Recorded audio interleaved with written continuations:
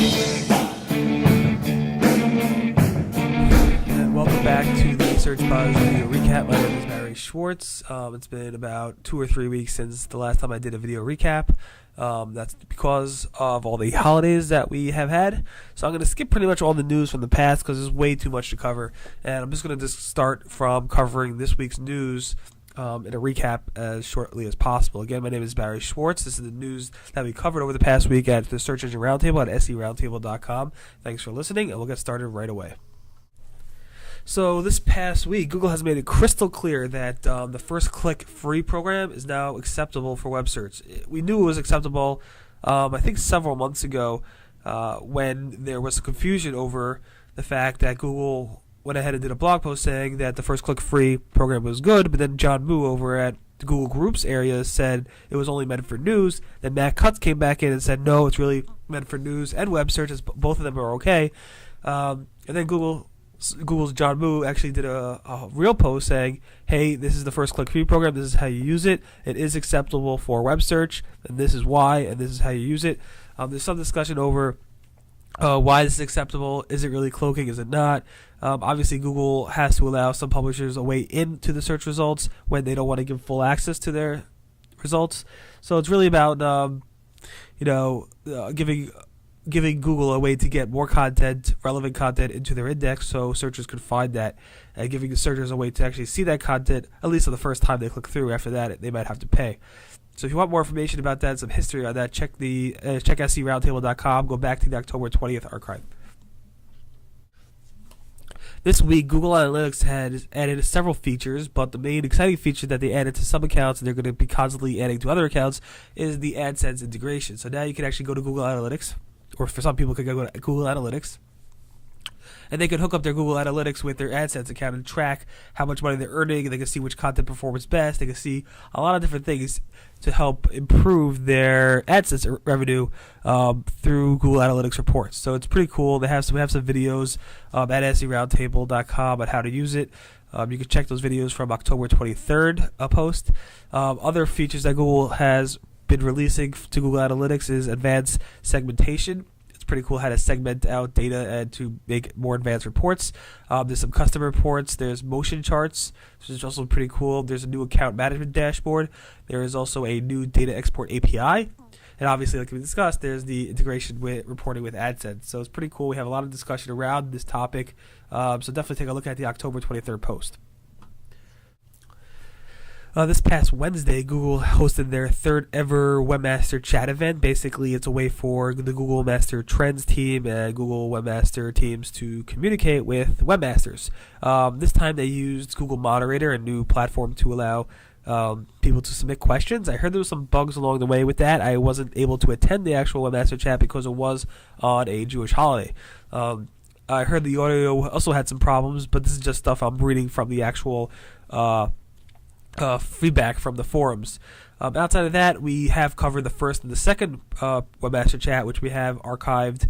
You can see links to that if you go to the October 20th archives at seroundtable.com. We hope to provide links to the transcripts and to the audio when Google posts that at the Google Webmaster Central blog. So stay tuned to that. Last time it took Google about a week, I think, to release that data and to release the audio. So definitely take a look at it. And if you missed it, Google didn't really give too much announcement before the fact. They gave I think it was about 2 days to pre-announce it. Hopefully they'll give us some more time to prepare for this in the future. October 23rd, I did a search for diamonds or Blue Nile, and up came this Google ad at the top for Blue Nile, and it had a little plus sign. You click on the plus sign, up comes 3 additional product results from Blue Nile's website. The product results have images associated with them. So if you take a look at it, and I have posts on October 24th at seroundtable.com which shows pictures. If you're on a standard 1024 by 768 resolution and you click on that plus sign, their actual AdWords ads takes up the whole screen. You see zero. You see zero organic or free results when the plus sign is open. Obviously, the user actually clicked on the plus sign to open up this ad, but it does take up a whole screen, and they have to click on the minus side to close that ad up. Obviously advertisers and searchers are actually discussing the positive or negative attributes to having such an ad. It seems like it's a test, but I'm personally able to see it. A lot of people also are able to see it. We did discuss in the past, in November 2007 and January 2008, that Google was testing something similar to this, but I don't think they had images in the actual ad itself. Now it seems they have images, so it's definitely interesting to take a look at this, and would love your feedback. Yahoo has improved their search marketing platform, specifically the location targeting feature, the geo-targeting feature. So now they have country-level targeting, they have city and zip-level targeting, and they also have targeting for English-speaking U.S. and Canadian users. We did a post on it on October 23rd. It gets very specific if you want to take a look at the YSM blog, ysmblog.com. They show you the different features and detail on how it is. They also have comments and people and feedback from people. So definitely take a look at that. If you weren't happy with the geo-targeting capabilities from Yahoo Search Marketing, they have improved that. Speaking of upgrades, Google AdWords updated their API. They're now on to AdWords API version 13. You can look through the release notes. We have a link to it on October 23rd. The new features include enhanced geo-targeting options, ability to retrieve only active campaigns and ad groups, the campaign budgeting suggestions, new report types, mobile image ads, quality-based bid, quality score support, and much more.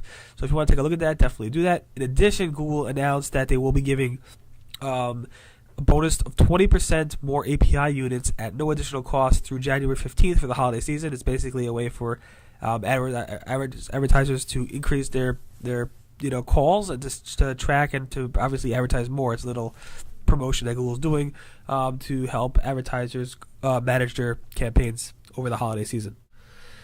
This Google Sitemaps bug again at Webmaster Tools. If you log in, a lot of people are seeing that if they have a sitemaps file, that showing a total 0 pages index for that site. So it shows the total submitted pages, total number of submitted URLs, which is whatever number you submitted, but the index URLs shows 0. A lot of people are scared about that. I personally don't see it from my accounts, but a lot of people are seeing it. Google's aware of it, and they hope to fix it soon, they said, but it's been a problem at least for the past, at least since Thursday afternoon, Thursday morning. This is neat. I found the Google Groups thread where somebody was talking about I believe, a letter, actual snail mail letter that was sent to them from the Google Webmaster Central team. It basically looks to be the format of XML, specifically an XML sitemap, and it says the URL is www.google.com/webmasters, and it says created on a certain date, 2006-08-04. That might be the date, maybe they launched it, I'm not sure. Probably not. And the priority says a little message saying, help webmasters create great sites. It's pretty funny. People are discussing it. The problem is the Google Groups thread that's discussing it is pretty cryptic, so I don't know what's going on exactly, but it seems like it was a letter sent to certain people in the Google Groups Webmaster Help section forum for thanking them for participating in that forum. Not exactly sure, but I guess we'll see. Lauren Baker, David Snyder, Jordan went ahead and launched a new social site specifically for videos called I Am Broadcast. So IamBroadcast.com. Lauren Baker describes it as the YouTube for internet marketers. I hope to post some of our videos from this Search Buzz video recap over at IamBroadcast.com as well. Obviously, I will continue to post it on iTunes and continue to post it on YouTube, but it can't hurt to also post it on I Am Broadcast. The goal is not to just have a video site for internet marketers, it's also to provide a social networking site around videos that were created for the internet marketing industry. We have obviously a Dig-like site, Spin, which is a great community. We also have Webmaster Radio, which is the audio component. So Lauren and friends, goal is to make a video site with the social networking model around it, like YouTube for obviously internet marketers. Wish you much luck, and I'm sure it will be a success. And I hope to contribute as much as I possibly with these weekly videos. So that's the recap for the October 26th edition. Again, it's been about 2-3 weeks since we did a video. Sorry for any of that missed. If you subscribe, and I know a lot of you do, I'm sorry if you missed any of that, but we are back on schedule. We should be doing one every week, posting it every Sunday. Thanks for listening again. My name is Barry Schwartz, and this is a Search Buzz video recap for the news at seroundtable.com, the Search Engine Roundtable. Everyone have a great week, and speak to you guys soon.